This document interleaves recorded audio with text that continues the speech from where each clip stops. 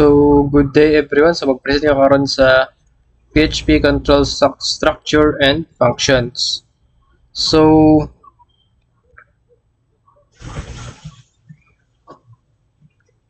first is naghimo ta dere og lab conditions.php. Ay karon maghimo tag conditional statements. So, nakahimo naman tag unsa file na conditional lab conditions.php. So, mag-declare na tag ng variable dere na mag-store og number, mag-use tag conditional statements para ma-analyze ang number.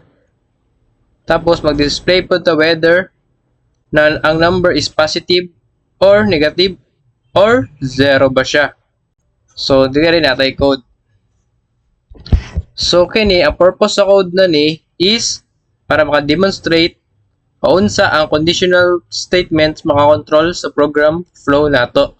So, i-evaluate niya ang number and mag-decide kung which na message ang display sa specific condition. Tapos, mag-help siya sa program para maka-make og logical na decisions. So, 7 man ito number dere. Tayo sa atong so, positive and odd number ang 7. So, mao na to. So, next is loops na sadta.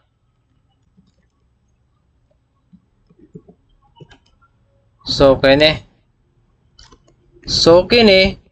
Ang purpose ani na sa loops is repeatedly prints numbers ni siya from 1 to 20. Kaya naman ta dere 1 condition niya is less than or equal to 20. I is increment. So, kini mag-repeat ni siya prints number from 1 to 20 without writing na multiple echoes pa na statements. So, kini i-show niya paun sa ang loops mag-automate o repetition. So, save na to. Ato. So, simple lang. Di na ta mag-echo statements. Gamit na lang tag loops. So, next is gamit tag while loop.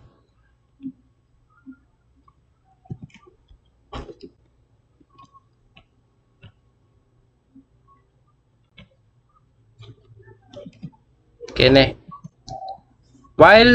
Kini ang while loop nato. So, ang purpose diri sa atong while loop is para continuous ang add og numbers until ang condition ma-met na niya. So, i-demonstrate na ko ni.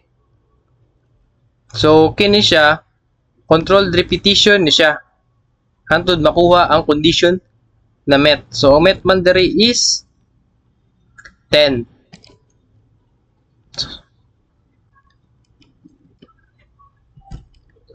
Na to. So, sum of 1 to 10 is 55. So, kana ang ato ang output sa ato ang code. Next is using do while na sadta. Do while na sad atong method.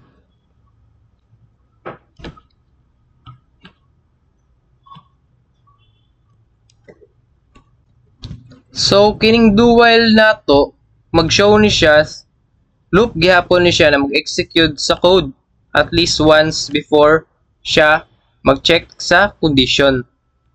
Ane. Desa siya, bago siya mag-check sa ato ang condition. So, kini, kita na ito dere. Ana. So, ang condition na bet naman, so, dire sa ta do, bago sa ato ang while. So, unsa man ato ang giun sa dire, ato ang I is 1. So, mag-repeat siya, mag-time siya sa I hantod ma-meet ang condition. Ana. Next is user-defined functions na sadta.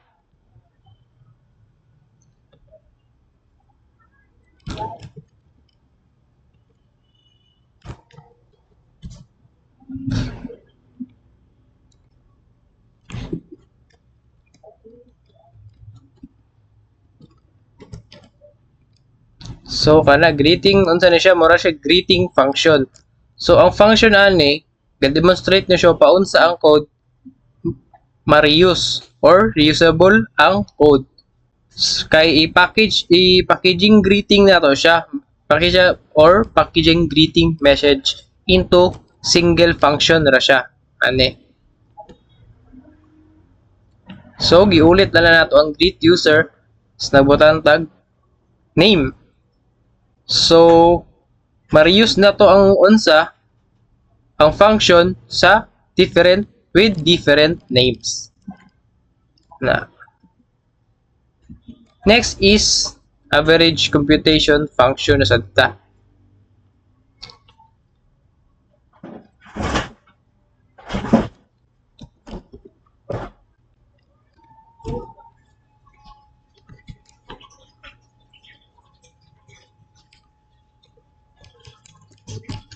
So ang function ang function ani kay mag-perform siya calculation tapos i-return niya ang value. So showing how functions can process data to produce sa ato ang result. Average is 20. Kay ato ang unsa man dire A, B, and C return A, B divided by 3. So, ato iyahang unsa function unsa siya average computation sa 3. Ana. So, next is prime check number sa ta.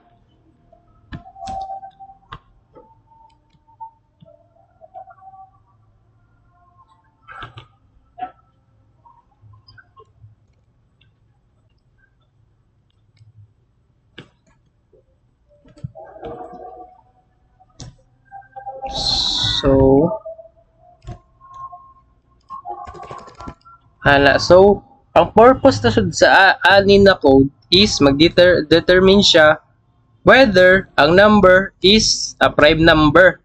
So, demonstrating logically testing using loops, gamit ang loops, and conditional inside sa ato ang function. So, conditional dire, kining if. So, ana. So, number na to is 7. Try na to. 7 is prime number. So, next is built-in PHP functions na ta. So, manang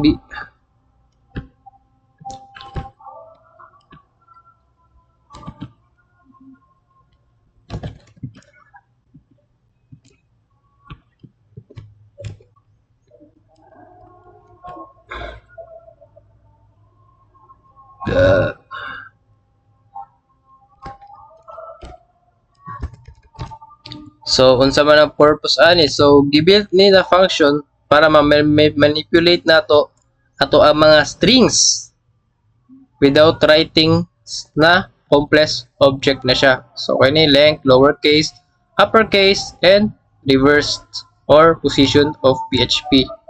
So, ang message nato is hello PHP student.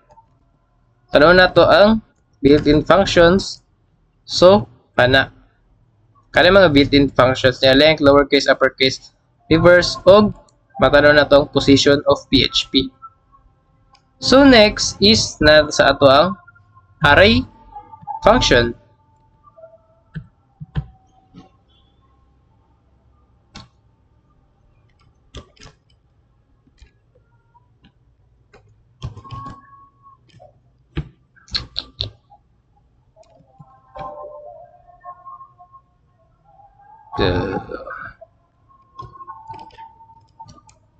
So, ang purpose sa ato ang PHP array is function simply sorting lang or reversing.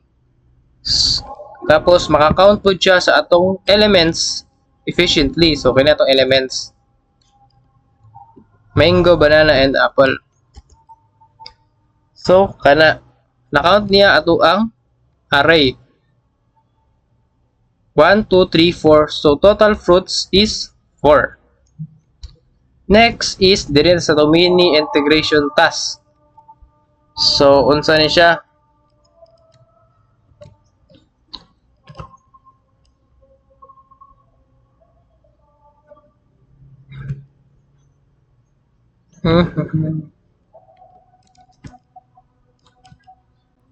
The integration task is so, unsa man ang logic ani?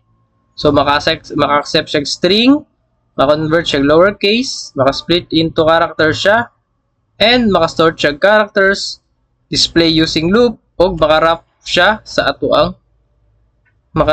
sulod sa ato ang function.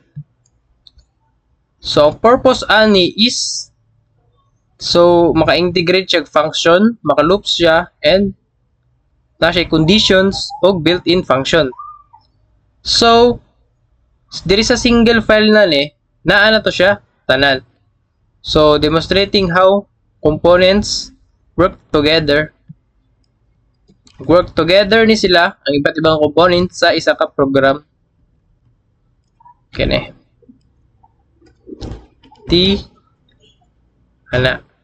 Hello world. So, giunsa nato siya. I-demonstrate nato kung sa ang mga iba't ibang function, loops, conditions, o built-in function sa isa ka single code. So, ang output niya is kene. So, kining laboratory na ni kayo nag-demonstrate siya paunsa ang PHP. Gina-control niya o gina-use niya ang mga control structures nato, loops, function, o sa atong mga built-in tools para maka-create ang efficient na program na di na ta mag-ulit-ulit or para ma-reuse na lang nato siya efficiently. So, maura to. Salamat.